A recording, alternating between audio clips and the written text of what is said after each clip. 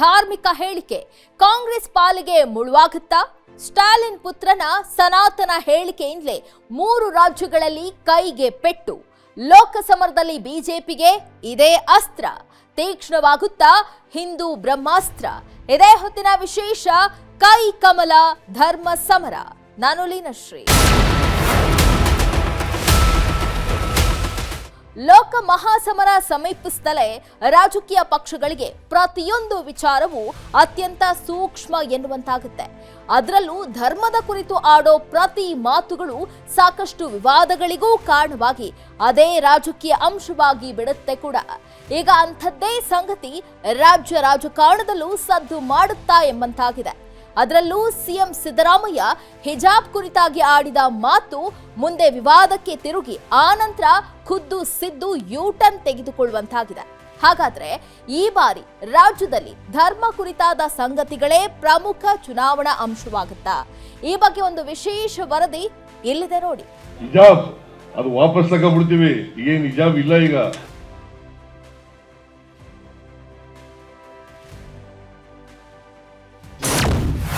CM ಹಿಜಾಬ್ ಧಾರ್ಮಿಕ ಹೇಳಿಕೆ ಕಾಂಗ್ರೆಸ್ಗೆ ಕಸಿವಿಸಿ.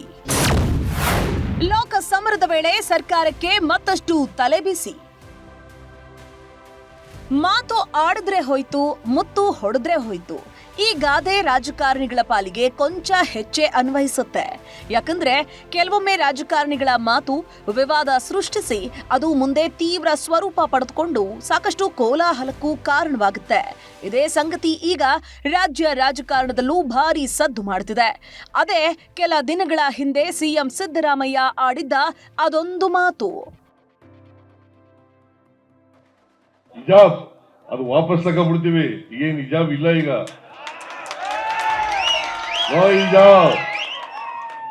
ಹಿಜಾಬ್ ಹಾಕೊಂಡು ಹೋಗ್ಬೋದು ಈಗ, ಗೊತ್ತಾಯ್ತಾ?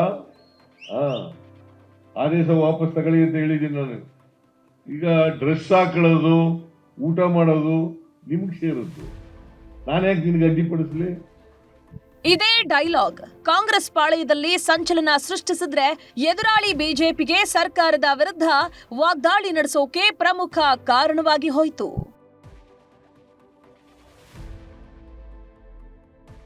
ಮುಖ್ಯಮಂತ್ರಿಗಳು ತನ್ನ ರಾಜಕೀಯ ಲಾಭಕ್ಕೆ ಸಮಾಜವನ್ನು ಕದಡಿ ರಾಜಕೀಯ ಲಾಭ ಪಡಿತಕ್ಕಂಥ ಸಂಚು ಅವರ ಹೇಳಿಕೆಯಲ್ಲಿದೆ. ಯಾಕೆಂದರೆ ಶಾಲೆಯಲ್ಲಿ ಯೂನಿಫಾರ್ಮ್ ಇರಬೇಕೋ ಬಿಡಬೇಕು ಅನ್ನೋದು ಚರ್ಚೆಯ ವಿಷಯ ಆಗಬಾರ್ದು.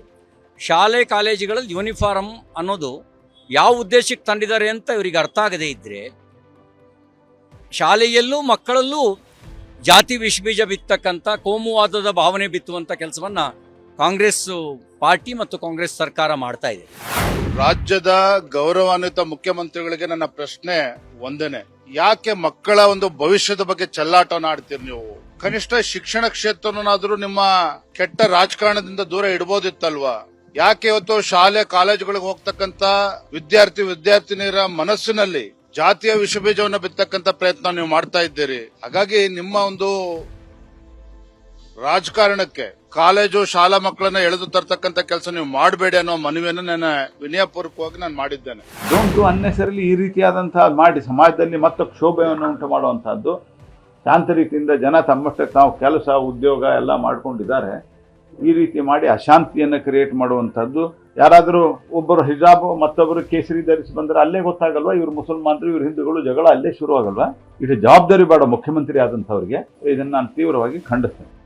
ಪರಿಣಾಮ ಸಿಎಂ ಸಿದ್ದರಾಮಯ್ಯ ತಮ್ಮ ಹೇಳಿಕೆ ಕುರಿತು ಒಂದಷ್ಟು ಸಮಜಾಯಿಷಿ ಜೊತೆಗೆ ಯೂಟರ್ನ್ ತೆಗೆದುಕೊಳ್ಳೋ ಅನಿವಾರ್ಯವೂ ಎದುರಾಯಿತು. ಅದಿನ್ನೂ ಮಾಡಿಲ್ಲ.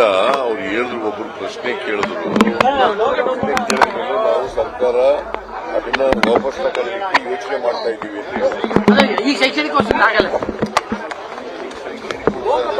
ಅರ್ಥ ಆಗಿದೆಯಲ್ಲ, ಎಕ್ಸಾಮ್ಗಳು ಬರುತ್ತೆ, ಗೌರ್ಮೆಂಟ್ ಚರ್ಚೆ ಮಾಡ್ತೀವಿ. ಅಲ್ಲದೆ ಇದೇ ವಿಚಾರ ಧಾರ್ಮಿಕವಾಗಿಯೂ ಸಾಕಷ್ಟು ಸದ್ದು ಮಾಡಿತ್ತು. ಸಮಾಜದಲ್ಲಿ ಶಾಂತಿ ಸುವ್ಯವಸ್ಥೆ ಕಾಪಾಡಬೇಕು, ಶಿಕ್ಷಣ ವ್ಯವಸ್ಥೆಯಲ್ಲಿ ರಾಜಕಾರಣ ಬೆರೆಸಬಾರದು ಎಂದು ಕೇಸರಿ ನಾಯಕರು ಸಿಎಂ ಸಿದ್ದರಾಮಯ್ಯ ವಿರುದ್ಧ ಗುಡುಗಿದ್ರು. ಇಲ್ಲಿ ಮತ್ತೊಂದು ವಿಚಿತ್ರ ಅಂದ್ರೆ, ಯಾವಾಗ ಹಿಜಾಬ್ ಕುರಿತಾದ ತಮ್ಮ ಹೇಳಿಕೆ ರಾಜ್ಯದಲ್ಲಿ ತೀವ್ರ ಸ್ವರೂಪ ಪಡೆದುಕೊಳ್ಳೋ ಸುಳಿವು ಸಿಕ್ತೋ ಕೂಡಲೇ ಸಿದ್ದರಾಮಯ್ಯ ಆ ಬಗ್ಗೆ ಸರ್ಕಾರದ ಮಟ್ಟದಲ್ಲಿ ಚರ್ಚಿಸಬೇಕು ಅಂತ ಹೇಳಿ ಪರಿಸ್ಥಿತಿಯಿಂದ ಜಾರಿಕೊಳ್ಳೋ ಕೆಲಸ ಮಾಡಿದ್ರು.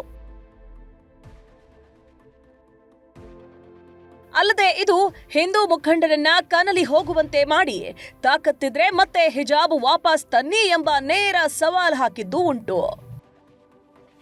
ಹಿಜಾಬ್ ಅನ್ನು ಮತ್ತೆ ನಾವು ಜಾರಿಗೆ ತರ್ತೀರಾ ನೀವು? ಈ ದೇಶದಲ್ಲಿ ಮತ್ತೆ ಪ್ರತ್ಯೇಕತೆ ಬೀಜವನ್ನು ಮತ್ತೆ ಬಿತ್ತುತ್ತೀರಾ ನೀವು? ಈ ದೇಶದಲ್ಲಿ ಎಲ್ಲರೂ ಸಮಾನರು ಅಂತ ನೀವು ಹೇಳ್ತಾ ಇಲ್ವಾ? ಪ್ರಜಾಪ್ರಭುತ್ವ ತಾನೇ ಇದು? ಪ್ರಜಾಪ್ರಭುತ್ವದಲ್ಲಿ ಎಲ್ಲರೂ ಒಂದೇ ರೀತಿ ಇರಬೇಕಲ್ಲ. ಹೊರಗಡೆ ನೀವು ಯಾವ ಬಟ್ಟೆ ಬೇಕಾದ್ರೆ ಹಾಕಿ, ಶಾಲೆಗೆ ಹೋಗುವ ಮಕ್ಕಳಲ್ಲಿ ಯಾಕೆ ಈ ಬೀಜವನ್ನು ಬಿತ್ತೀರಾ? ಪ್ರತ್ಯೇಕತೆಯ ಬೀಜವನ್ನು ಸಮವಸ್ತ್ರ ಅಂತ ನೀವೇ ತಂದಿರುವಂತದ್ದು.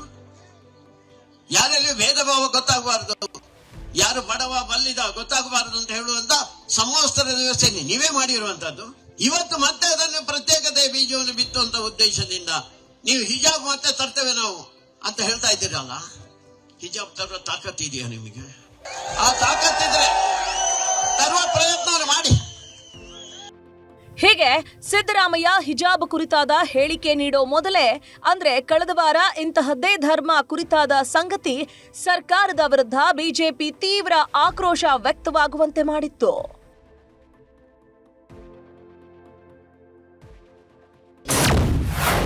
ಭಾರತವನ್ನ ಹಿಂದೂ ರಾಷ್ಟ್ರ ಮಾಡುವುದಕ್ಕೆ ಆಗೋದಿಲ್ಲ, ಅದು ಬಿಜೆಪಿಯ ಸ್ಲೋಗನ್ ಅಷ್ಟೇ ಎಂದಿದ್ದ ಸಿಎಂ ಸಿದ್ದು.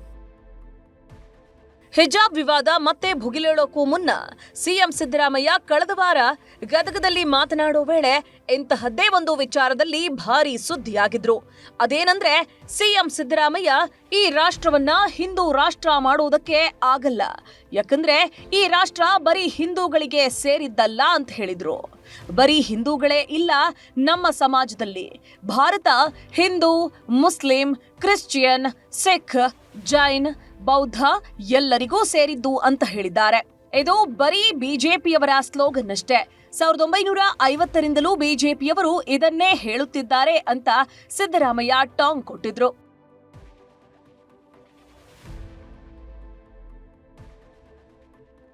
ಇನ್ನು ಸಿದ್ದರಾಮಯ್ಯ ಅತ್ತ ಈ ಮಾತು ಹೇಳುತ್ತಲೇ ಕೇಸರಿ ಪಡೆಗೆ ಇದು ಕನಲಿ ಹೋಗುವಂತೆ ಮಾಡಿತ್ತು. ಜೊತೆಗೆ ಸಿದ್ದು ಹೇಳಿಕೆ ಕುರಿತಾಗಿ ಟಕ್ಕರ್ ಕೊಟ್ಟಿದ್ದ ಬಿಜೆಪಿ ರಾಜ್ಯಾಧ್ಯಕ್ಷ ಬಿವೈ ವಿಜಯೇಂದ್ರ ಟ್ವೀಟ್ ಮೂಲಕ ಸಿದ್ದೂರನ್ನ ತರಾಟೆಗೆ ತೆಗೆದುಕೊಂಡಿದ್ರು.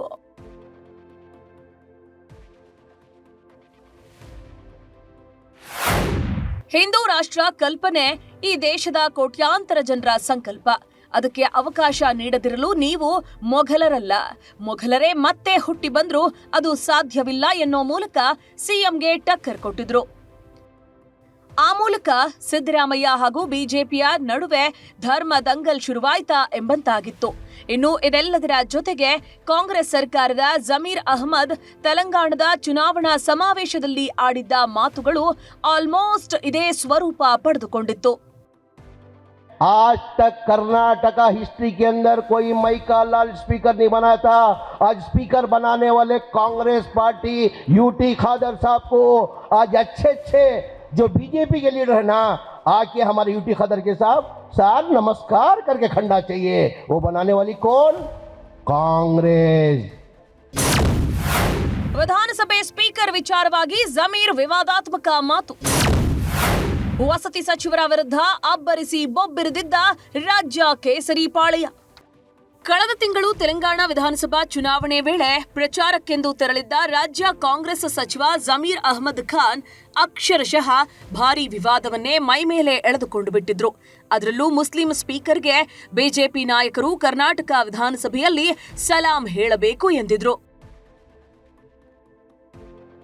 ಇನ್ನು ಈ ಸಂಗತಿ ರಾಜ್ಯ ರಾಜಕಾರಣದಲ್ಲಿ ಅಲ್ಲೋಲ ಕಲ್ಲೋಲವನ್ನೇ ಸೃಷ್ಟಿಸಿ ಬಿಜೆಪಿ ಪಡೆ ನಾವು ಹಿಂದೂಗಳು, ನಾವು ಮುಸ್ಲಿಂ ಸ್ಪೀಕರ್ಗೆ ಸಲಾಂ ಹೊಡಿಬೇಕು ಎಂಬರ್ಥದಲ್ಲಿ ಜಮೀರ್ ಮಾತನಾಡಿದ್ದಾರೆ. ಕೂಡಲೇ ಈ ಬಗ್ಗೆ ಕ್ಷಮೆ ಕೇಳಬೇಕು ಅಂತ ಒತ್ತಾಯಿಸಿದ್ರು. ಸ್ಥಾನದಲ್ಲಿರ್ತಕ್ಕಂಥ ಸಚಿವರ ಬಾಯಲ್ಲಿ ಈ ರೀತಿ ಮಾತು ಬರ್ತಕ್ಕಂಥದ್ದು ನಿಜವಾಗ್ಲೂ ಕೂಡ ದುರಾದೃಷ್ಟ ಮತ್ತು ಖಂಡನೀಯ. ಅಂತ ಉನ್ನತ ಹುದ್ದೆಲಿರ್ತಕ್ಕಂಥ ಅಂದ್ರೆ ಸಭಾಧ್ಯಕ್ಷರ ಪೀಠದಲ್ಲಿ ಕೂತಿರ್ತಕ್ಕಂಥವ್ರಿಗೆ ಶಾಸಕರುಗಳು ನಾವೆಲ್ಲರೂ ಕೂಡ ಗೌರವ ಕೊಡ್ತೇವೆ ಅಂತ ಹೇಳಿದ್ರೆ ಅದಕ್ಕೆ ಆ ಸ್ಥಾನಕ್ಕೆ ಗೌರವ ಕೊಡ್ತಕ್ಕಂಥದ್ದು, ಪ್ರಜಾಪ್ರಭುತ್ವಕ್ಕೆ ಗೌರವ ಕೊಡ್ತಕ್ಕಂಥದ್ದು, ಯಾವುದೇ ವ್ಯಕ್ತಿಗಲ್ಲ. ಜಮೀರ್ ಅಹಮದ್ ಖಾನು ಮೊನ್ನೆ ರಾಜಸ್ಥಾನದಲ್ಲಿ ಏನು ಹೇಳಿದ್ರು, ಮುಸ್ಲಿಮ್ರೆಲ್ಲ ಒಂದಾಗ್ರಿ, ಇವ್ರಿಗೆ ಬುದ್ಧಿ ಕಲಿಸೋಣ ಅಂತ ಹೇಳಿದ್ರು. ನೀನು ಏನು ಹೇಳಿದ್ರು, ಸ್ಪೀಕರಿಗೆ ಸನ್ಮಾನ್ಯ ಅಧ್ಯಕ್ಷರು ಅನ್ಬೇಕಾಗ್ತಿತ್ತು, ಹಂಗೆ ಅನ್ಬೇಕಾಗ್ತಿತ್ತು ಅಂತ ಹೇಳ್ತಾರೆ. ಪೀಠದ ಮೇಲೆ ಯಾರು ಕೂತಾರ ಅನ್ನೋದಲ್ಲ, ಯಾವ ಜಾತಿಯವ ಕೂತಾನ ಅನ್ನೋದಲ್ಲ, ಪೀಠಕ್ಕೆ ನಾವು ಅಧ್ಯಕ್ಷರೈತೀವಿ, ಅಲ್ಲಿ ಸನ್ಮಾನ್ಯ ಅಧ್ಯಕ್ಷರೈತಿ ಹೊರತೀವಿ, ನಾವು ಯುಟಿ ಆಧಾರ ಅನ್ನೋದಿಲ್ಲ. ಸನ್ಮಾನ್ಯ ಜಮೀರ್ ಅಹಮದ್ ಅವರು ಸಚಿವರಾಗಿದೆ ಅಂತ ಹೇಳಿ ಅವರು ಕಾರ್ಯನಿರ್ವಹಿಸಬೇಕಾಯ್ತು. ಅದರ ಬದಲಾಗಿ ಒಂದು ಸಮುದಾಯದ ಪರವಾಗಿ ಮಾತಾಡಿದ ಅತ್ಯಂತ ಅಕ್ಷಮ ಅಪರಾಧ. ನೋಡಿ, ಆ ಪೀಠಕ್ಕೆ ಗೌರವ ಕೊಡ್ತೀವಿ, ಸಭಾಧ್ಯಕ್ಷ ಅಂತ ಗೌರವದಿಂದ ಮಾತಾಡ್ತಕ್ಕಂಥ ಗೌರವ ಕೊಡ್ತಕ್ಕಂಥ ಪೀಠ. ಇವರು ಒಂದು ಧರ್ಮಕ್ಕೆ ಸೀಮಿತವಾಗಿ ತಲೆಬಾಗ್ಬೇಕಂದ್ರೆ ಏನು ಮುಸಲ್ಮಾನರಿಗೆ ತಲೆಬಾಗ್ತಾರ, ಯುಟಿ ಕಾದ್ರೆ ತಲೆಬಾಗ್ತಾರ, ಈ ರೀತಿ ಹುಚ್ಚುಚ್ಚು ಹೇಳಿಕೆಗಳು ಕೊಟ್ರೆ ಸಹಿಸಲ್ಲ ಅಂತ ಹೇಳಿ ಸಚಿವರಾದಿರಿ. ಅರೆ, ಅಭಿವೃದ್ಧಿ ಬಗ್ಗೆ ಚರ್ಚೆ ಮಾಡ್ರಿ, ಆಡಳಿತ ಬಗ್ಗೆ ಚರ್ಚೆ ಮಾಡ್ರಿ. ಅದರ ಬದಲಾಗಿ ನಿಮ್ಮ ಬಾಯಲ್ಲಿ ಬರ್ತಕ್ಕಂಥ ಹೇಳಿಕೆಗಳಿಂದ ಹಿಂದೂ ಮುಸ್ಲಿಂ ಕೋಮುಗಲಭೆಗಳಾಗ್ತವೆ. ಎಲುಬಿಲ್ಲದ ನಾಲಿಗಿದೆ ಅಂತೇಳಿ ನಾಲಿಗೆ ನರಿಬೇಡಬೇಡಿ, ಎಚ್ಚರಿಕೆಯಿಂದ ಮಾತಾಡ್ಬೇಕಂತೇಳಿ ನಾನು ಎಚ್ಚರಿಕೆಯನ್ನ ಕೊಡ್ತೀನಿ. ಅಲ್ಲದೆ ಮುಂದೆ ಬೆಳಗಾವಿಯಲ್ಲಿ ನಡೆದ ಚಳಿಗಾಲದ ಅಧಿವೇಶನದಲ್ಲೂ ಬಿಜೆಪಿ ಇದೇ ವಿಚಾರವಾಗಿ ಜಮೀರ್ ವಿರುದ್ಧ ಎರ್ರಾಬಿರ್ರಿ ಹರಿಹಾಯ್ದಿತ್ತು. ಅಲ್ಲದೆ ಜಮೀರ್ರನ್ನ ಕೂಡಲೇ ಸಂಪುಟದಿಂದ ಕಿತ್ತು ಹಾಕಬೇಕು ಎಂದು ವಿಪಕ್ಷ ಒತ್ತಾಯಿಸಿತ್ತು.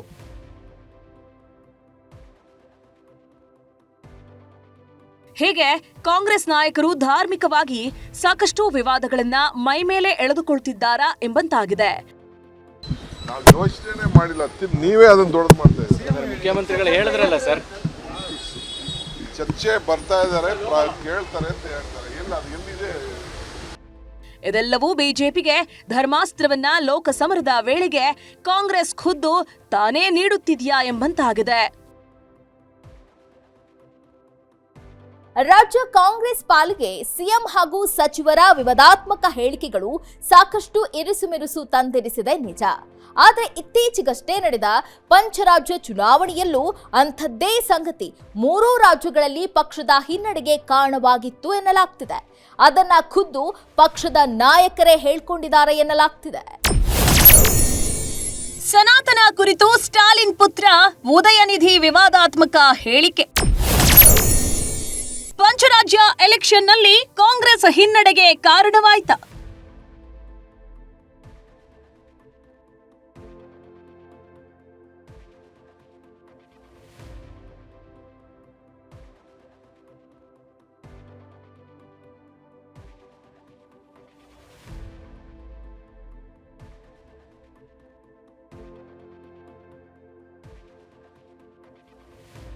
ಕಾಂಗ್ರೆಸ್ ಪಾಲಿಗೆ ಧರ್ಮಾಧಾರಿತ ವಿವಾದಾತ್ಮಕ ಹೇಳಿಕೆಗಳು ಸಾಕಷ್ಟು ಡ್ಯಾಮೇಜ್ ಮಾಡ್ತಿದೆಯಾ? ಇದು ನಿಜಕ್ಕೂ ಕೈಗೆ ಇಕ್ಕಟ್ಟಿಗೆ ಕಾರಣವಾಗ್ತಿದೆಯಾ? ಅಲ್ಲದೆ ಇದು ಬಿಜೆಪಿ ಪಾಲಿಗೆ ಅಸ್ತ್ರವಾಗ್ತಿದ್ಯಾ ಎಂಬ ಸಂಗತಿಯು ಚರ್ಚೆಯಾಗ್ತಿದೆ ನಿಜ. ಆದ್ರೆ ಕರ್ನಾಟಕದಲ್ಲಿ ಇದೇ ಸಂಗತಿ ಕಾಂಗ್ರೆಸ್ಗೆ ಮುಜುಗರವನ್ನು ತಂದಿಟ್ಟಂತೆ ಕಾಣ್ತಿದೆ. ಆದರೆ ಕಾಂಗ್ರೆಸ್ಗೆ ರಾಷ್ಟ್ರ ಮಟ್ಟದಲ್ಲೂ ಇಂತಹದ್ದೇ ಸಂಗತಿ ಪಂಚರಾಜ್ಯ ಚುನಾವಣೆಯಲ್ಲಿ ಭಾರಿ ಡ್ಯಾಮೇಜ್ ಮಾಡಿತ್ತು ಎನ್ನಲಾಗ್ತಿದೆ. ಅಷ್ಟಕ್ಕೂ ಧರ್ಮದ ವಿಚಾರವಾಗಿ ರಾಷ್ಟ್ರ ಮಟ್ಟದಲ್ಲಿ ಡ್ಯಾಮೇಜ್ ಅನುಭವಿಸಿದ್ದೆಲ್ಲಿ ಎಂಬ ಪ್ರಶ್ನೆಗೆ ಉತ್ತರ ಪಂಚರಾಜ್ಯ ಚುನಾವಣೆಯಲ್ಲಿ ಆ 3 ರಾಜ್ಯಗಳ ಸೋಲು. ಹೌದು, ಕೆಲ ತಿಂಗಳ ಹಿಂದೆ ತಮಿಳುನಾಡು ಸಿಎಂ ಪುತ್ರ ಉದಯನಿಧಿ ಸ್ಟಾಲಿನ್ ಕೊಟ್ಟಿದ್ದ ಅದೊಂದು ಹೇಳಿಕೆ ರಾಷ್ಟ್ರ ಮಟ್ಟದಲ್ಲಿ ತೀವ್ರ ವಿವಾದದ ಕಿಡಿ ಹೊತ್ತಿಸಿಬಿಟ್ಟಿತ್ತು. ತಮಿಳುನಾಡಿನಲ್ಲಿ ಸಮಾವೇಶವೊಂದರಲ್ಲಿ ಮಾತನಾಡಿದ್ದ ಉದಯನಿಧಿ ಸ್ಟಾಲಿನ್ ಕೆಲವು ವಿಷಯಗಳನ್ನ ವಿರೋಧಿಸಲು ಸಾಧ್ಯವಿಲ್ಲ, ಅದನ್ನ ನಿರ್ಮೂಲನೆಗೊಳಿಸಬೇಕು. ನಾವು ಡೆಂಗ್ಯೂ, ಸೊಳ್ಳೆಗಳು, ಮಲೇರಿಯಾ ಅಥವಾ ಕೊರೋನಾವನ್ನ ವಿರೋಧಿಸಲು ಸಾಧ್ಯವಿಲ್ಲ, ಅವುಗಳನ್ನ ನಿರ್ಮೂಲನೆ ಮಾಡಬೇಕು. ಹೀಗಾಗಿ ಅವುಗಳಂತಿರುವ ಸನಾತನವನ್ನ ನಿರ್ಮೂಲನೆ ಮಾಡಬೇಕಾಗಿದೆ ಎಂದು ಉದಯನಿಧಿ ಸ್ಟಾಲಿನ್ ಹೇಳಿದ್ರು.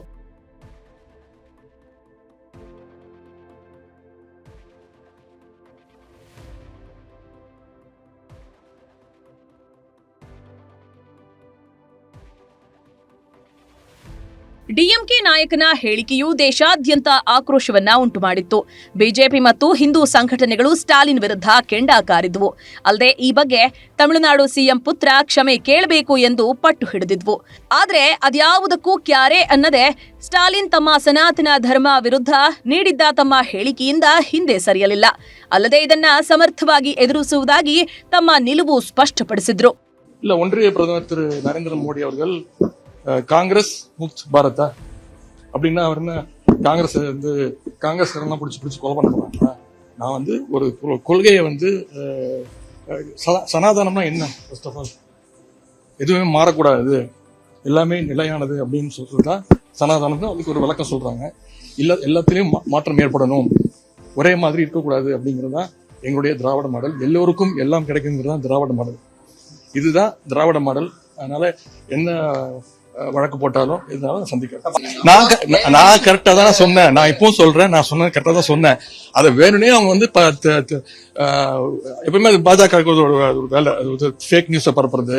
அந்த இந்தியா கூட்டணியோட வெற்றி வந்து அவங்க வந்து ரொம்ப பாதிக்க வச்சிருக்கு, தடுமாற்றம் கொடுத்திருக்கு. அதனாலதான் ஏதாவது ஒண்ணு திசை திருப்பணும்னு இதெல்லாம் பேசிட்டு இருக்காங்க. ಅಲ್ಲದೆ ಇದೇ ರೀತಿ ಡಿಎಂಕೆಯ ಇತರೆ ನಾಯಕರು ಸನಾತನ ಕುರಿತು ವಿವಾದಾತ್ಮಕ ಹೇಳಿಕೆ ಮೂಲಕ ಕಾಂಗ್ರೆಸ್ ಮಿತ್ರಕೂಟಕ್ಕೆ ನುಂಗಲಾರದ ತುತ್ತಾಗಿತ್ತು. ಇದು ಐಎನ್ಡಿಐಎ ಕೂಟದಲ್ಲಿ ಭಾರಿ ಸಂಚಲನ ಸೃಷ್ಟಿಯಾಗಲು ಕಾರಣವಾಗಿತ್ತು. ಯಾಕಂದ್ರೆ ಸ್ಟಾಲಿನ್ ಪಕ್ಷ ಡಿಎಂಕೆ ಕೂಡ ಐಎನ್ಡಿಐಎ ಕೂಟದ ಭಾಗವಾಗಿದೆ. ಹಾಗಾಗಿ ತಮಿಳುನಾಡು ಪುತ್ರನ ಹೇಳಿಕೆಯನ್ನ ಸಮರ್ಥಿಸಿಕೊಳ್ಳಬೇಕೋ ಅಥವಾ ಅದರಿಂದ ಅಂತರ ಕಾಯ್ದುಕೊಳ್ಳಬೇಕೋ ಎಂಬ ಸಂದಿಗ್ಧದಲ್ಲಿ ತೊಡಗಿದ್ವು. ಅಲ್ಲದೆ ಇದು ಬಿಜೆಪಿ ಪಾಲಿಗಂತೂ ಕಾಂಗ್ರೆಸ್ ವಿರುದ್ಧ ಹಿಗ್ಗಾಮುಗ್ಗ ಹರಿಹಾಯುವಂತೆ ಮಾಡಿತ್ತು. ಇದೆಲ್ಲವೂ ಮುಂದೆ ಚುನಾವಣೆ ವೇಳೆ ಸಾಕಷ್ಟು ಡ್ಯಾಮೇಜ್ ಮಾಡಬಹುದು ಎಂಬ ಕಾರಣಕ್ಕೆ ಕಾಂಗ್ರೆಸ್ ಈ ಬಗ್ಗೆ ಅಷ್ಟಾಗಿ ಪ್ರತಿಕ್ರಿಯಿಸಿರಲಿಲ್ಲ.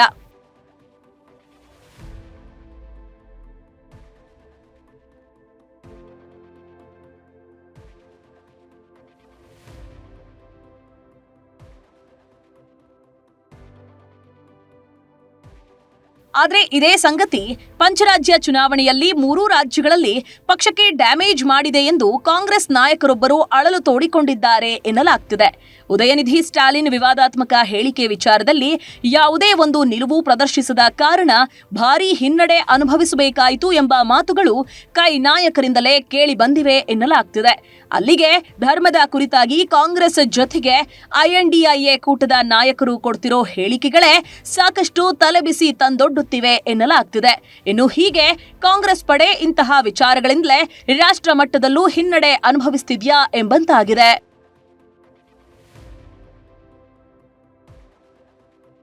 ಕಳೆದ ವಿಧಾನಸಭಾ ಸಮರದಲ್ಲಿ ಕಾಂಗ್ರೆಸ್ ರಾಜ್ಯದಲ್ಲಿ ಸಾಫ್ಟ್ ಹಿಂದುತ್ವ ಮೊರೆ ಹೋಗಿತ್ತು.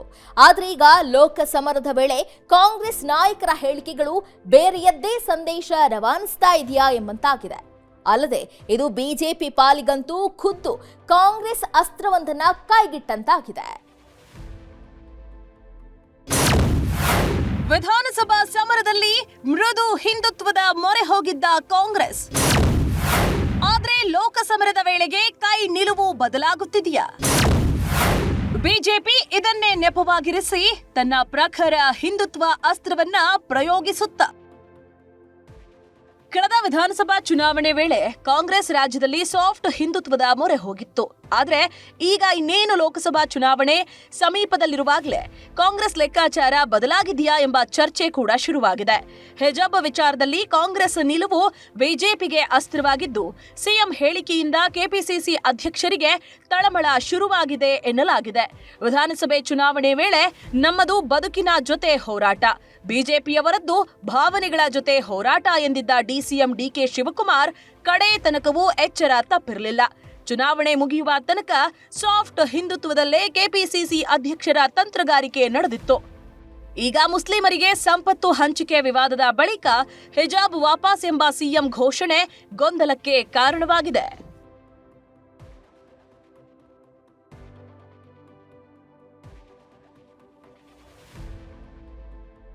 ಸಿಎಂ ಸಿದ್ದರಾಮಯ್ಯ ಹೇಳಿಕೆ ಬೆನ್ನಲ್ಲೇ ಬಿಜೆಪಿ ಕಾಂಗ್ರೆಸ್ ಹಾಗೂ ಸಿದ್ದರಾಮಯ್ಯ ಅವರ ವಿರುದ್ಧ ಮುಗಿಬಿದ್ದಿದೆ.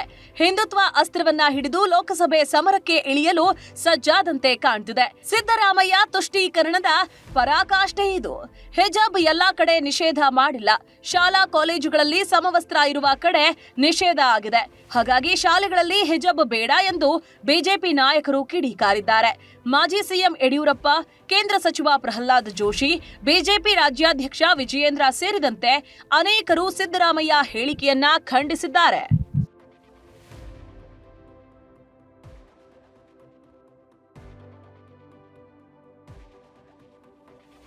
ಇನ್ನು ಬಿಜೆಪಿ ಲೋಕ ಸಮರದ ವಿಚಾರಕ್ಕೆ ಬಂದಾಗ ಸಹಜವಾಗಿ ತನ್ನ ಪ್ರಖರ ಹಿಂದುತ್ವದ ಮೊರೆ ಹೋಗೋದು ಸಹಜ. ಅಲ್ಲದೆ ಇದೇ ಬ್ರಹ್ಮಾಸ್ತ್ರ ಬಳಸಿ ಉತ್ತರ ಭಾರತದ ಅನೇಕ ರಾಜ್ಯಗಳಲ್ಲಿ ಮತ್ತೆ ಅಧಿಕಾರ ಗಿಟ್ಟಿಸಿಕೊಂಡಿದೆ. ಸಾಲದೆಂಬಂತೆ ಈ ಬಾರಿ ಅಯೋಧ್ಯ ರಾಮನಾಮ ಕೂಡ ಬಿಜೆಪಿ ಪಾಲಿಗೆ ಭಾರಿ ಪ್ಲಸ್ ಆಗಲಿದೆ ಎನ್ನಲಾಗ್ತಿದೆ. ಅಲ್ಲಿಗೆ ಒಂದಂತೂ ಕನ್ಫರ್ಮ್, ಈ ಬಾರಿ ಬಿಜೆಪಿ ಹಿಂದುತ್ವ ಅಸ್ತ್ರವನ್ನ ಈ ಹಿಂದೆಂದಿಗಿಂತ ಅತ್ಯಂತ ಪ್ರಖರವಾಗಿ ಅಷ್ಟೇ ನಿಖರವಾಗಿ ಪ್ರಯೋಗಿಸೋ ಸರ್ವ ತಯಾರಿಯಲ್ಲಿದೆ. ಇಂತಹ ಸಮಯದಲ್ಲೇ ಕಾಂಗ್ರೆಸ್ ಒಂದಷ್ಟು ಧರ್ಮಾಧಾರಿತ ವಿವಾದಗಳನ್ನು ಮೈಮೇಲೆ ಎಳೆದುಕೊಳ್ತಿರೋದು ಮುಂದೆ ಇದು ಕಾಂಗ್ರೆಸ್ ಹಾಗೂ ಬಿಜೆಪಿ ನಡುವೆ ಲೋಕಸಭಾ ಚುನಾವಣೆ ವೇಳೆಗೆ ಧರ್ಮ ಸಮರಕ್ಕೆ ಕಾರಣವಾಗಲಿದೆಯಾ ಎಂಬಂತಾಗಿದೆ.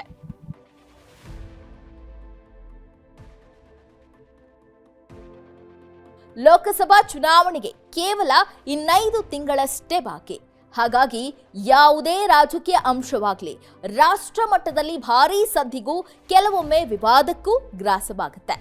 ಹೀಗಿರುವಾಗ ಕಾಂಗ್ರೆಸ್ ವಿವಾದಾತ್ಮಕ ಹೇಳಿಕೆಗಳು ಬಿಜೆಪಿಗೆ ಆಹಾರವಾಗಿ ಇದು ಎರಡೂ ಪಕ್ಷಗಳ ನಡುವಿನ ಧರ್ಮ ಸಮರಕ್ಕೆ ಕಾರಣವಾಗ್ತಾ ಇದೆಯಾ ಎಂಬ ಚರ್ಚೆ ಶುರುವಾಗಿದೆ. ಇದೇ ಹೊತ್ತಿನ ವಿಶೇಷ. ಅನುಕ್ಷಣದ ಸುದ್ದಿಗಳಿಗಾಗಿ ನೋಡ್ತಾ ಇರಿ ವಿಸ್ತಾರ ನ್ಯೂಸ್. ಇದು ನಿಖರ ಜನಪರ. ಅನುಕ್ಷಣದ ಸುದ್ದಿಗಳಿಗಾಗಿ ವಿಸ್ತಾರ ನ್ಯೂಸ್ ಯೂಟ್ಯೂಬ್ ಚಾನೆಲ್ ಸಬ್ಸ್ಕ್ರೈಬ್ ಮಾಡಿ. ಹೊಸ ಸುದ್ದಿಗಳ ನೋಟಿಫಿಕೇಶನ್ಗಾಗಿ ಬೆಲ್ ಐಕಾನ್ ಕ್ಲಿಕ್ ಮಾಡಿ. ಲೇಟೆಸ್ಟ್ ಅಪ್ಡೇಟ್ಸ್ಗಾಗಿ www.vistaranews.com ವೆಬ್ಸೈಟ್ಗೆ ವಿಸಿಟ್ ಮಾಡಿ. ಅಂಗೈಯಲ್ಲೇ ಜಗತ್ತಿನ ಸುದ್ದಿ ತಿಳಿಯಲು ವಿಸ್ತಾರ ನ್ಯೂಸ್ ಕನ್ನಡ ಆಪ್ ಡೌನ್ಲೋಡ್ ಮಾಡಿ.